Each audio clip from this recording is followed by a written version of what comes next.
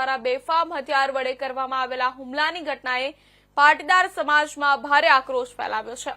આ ગંભીર ઘટનાના વિરોધમાં સુરતના કતારગામ વિસ્તારમાં પાટીદાર સેવા સંઘ દ્વારા એક ફાર્મ હાઉસ ખાતે સંકલન મીટિંગનું આયોજન કરવામાં આવ્યું હતું, જેમાં 2000 થી વધુ પાટીદાર સમાજના લોકો ઉપસ્થિત રહ્યા હતા। આ મીટિંગમાં સમાજના અગ્રણીઓએ આ ઘટના સામે એકજૂથ થઈને વિરોધ વ્યક્ત કર્યો હતો।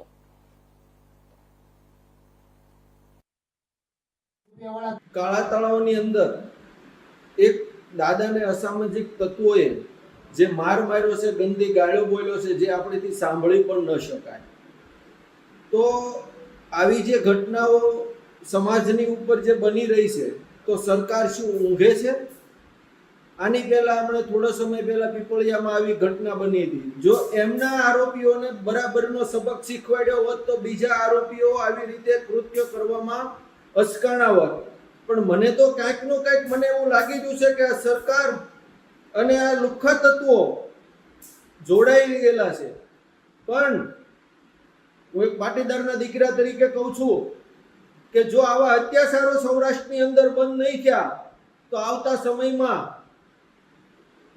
સમાજના નવયુવાનો જાગૃત થઈ પછી કાનૂન હાથમાં લે તો એની જવાબદાર સરકાર હશે। કે સરકારને હું વિનંતી કરું છું કે અમારે આવા કાર્ય નથી કરવા।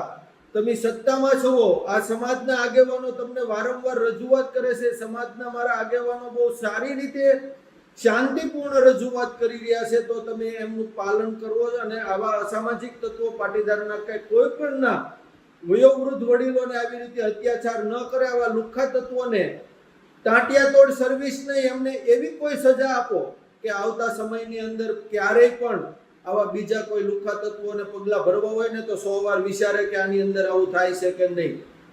માટે હું વિનંતી કરું છું કે આવતા સમયમાં અમારા વડીલો માટે થઈને અમારે ગુનેગાર ન બનવું પડે, એમની સરકાર ખાસ નોંધ લે અને સરકાર તાત્કાલિક આની પાછળ આવા લુખ્ખા તત્વો જેટલા છે એમની ધરપકડ કરે અને યોગ્ય કાનૂની કાર્યવાહી કરે એવી માંગ સાથે હું અશોક પટેલ અધેવાડા